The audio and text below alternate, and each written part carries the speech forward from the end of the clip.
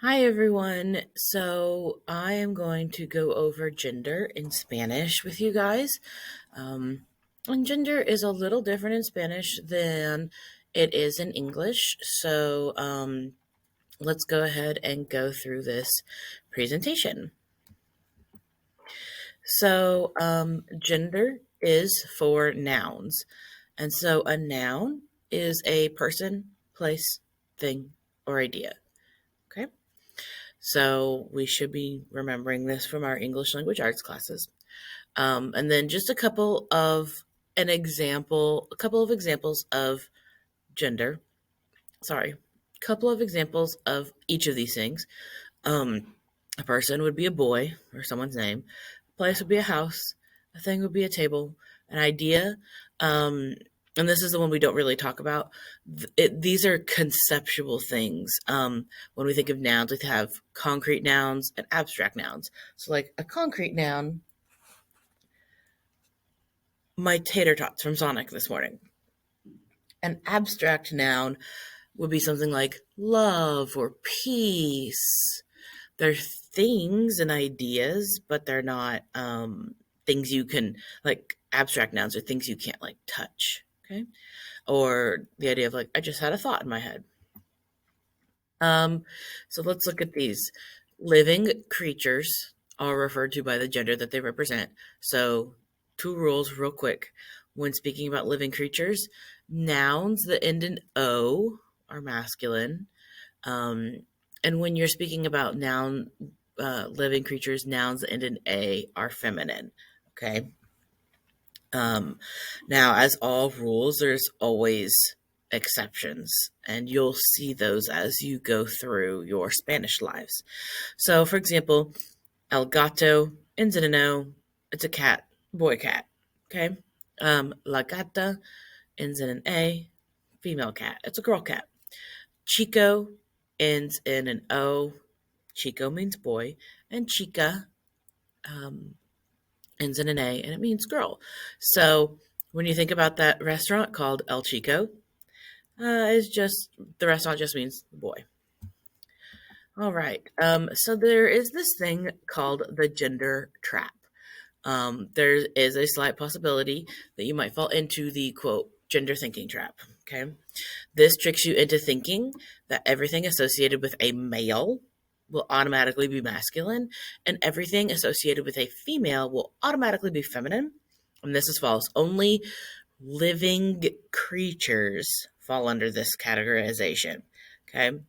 So now we're going to see all of those fun, like, little exceptions to the rules and just learn some interesting things. Okay. So, masculine in Spanish. So, our two genders are masculine and feminine. When there's a group of mixed gender, no matter what the ratio of females to males and males to females is, we give our group a masculine ending. Now, this has actually kind of changed in recent years. Um, so, like, if you have one niño, which a niño is a boy, and four niñas, which niñas are girls, then you would have five or cinco niños. Okay, so we call this the default masculine. Um, so it's just a way to be like, oh, you have a group of mixed gender people, or a group of mixed gender Kleenex boxes. Okay. Let's look at four.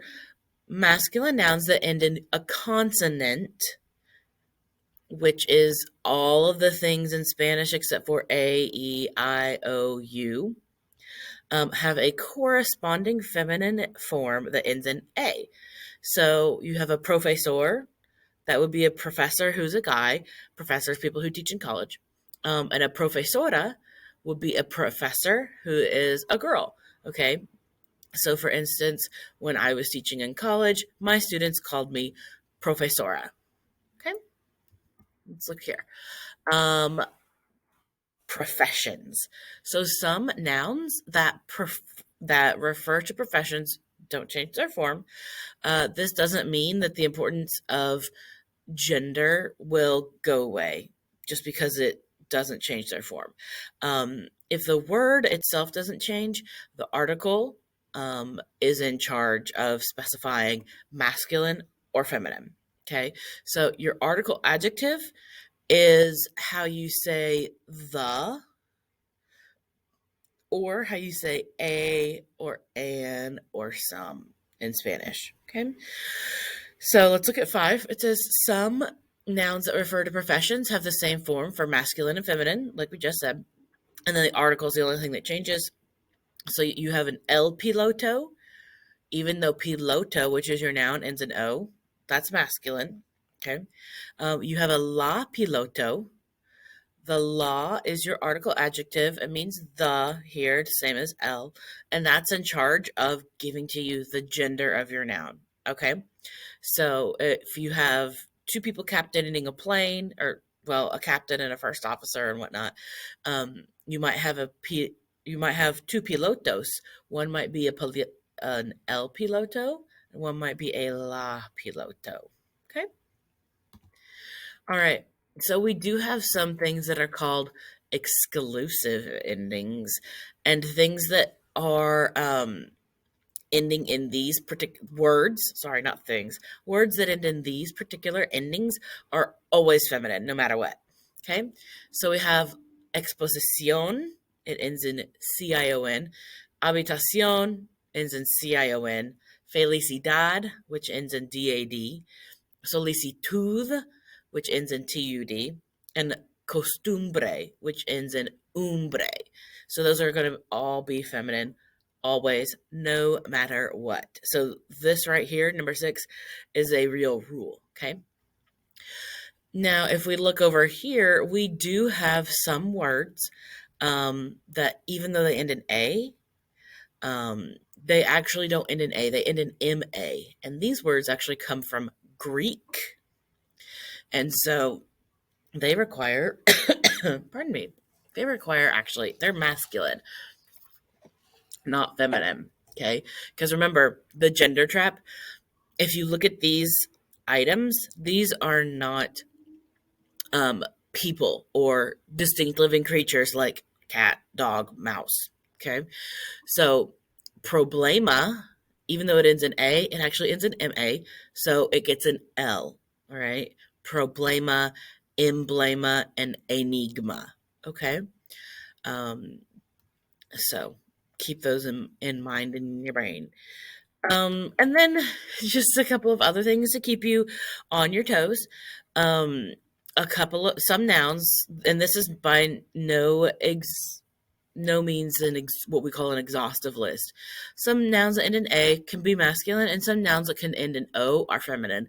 You'll come to realize which are which, because of just exposure. So some of our most common ones that we'll find: El Dia, El Mapa, and El Planeta. Um, these are masculine nouns, even though they end in A's.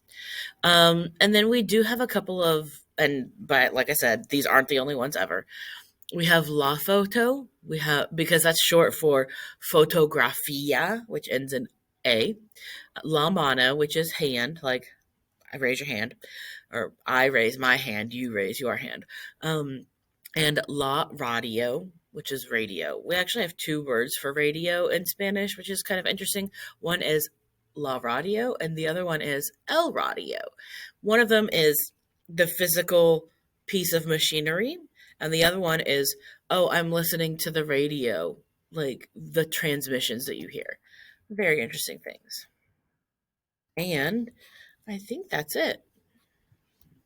Okie dokie. So, you're going to go through and do your quiz. And it's not a quiz.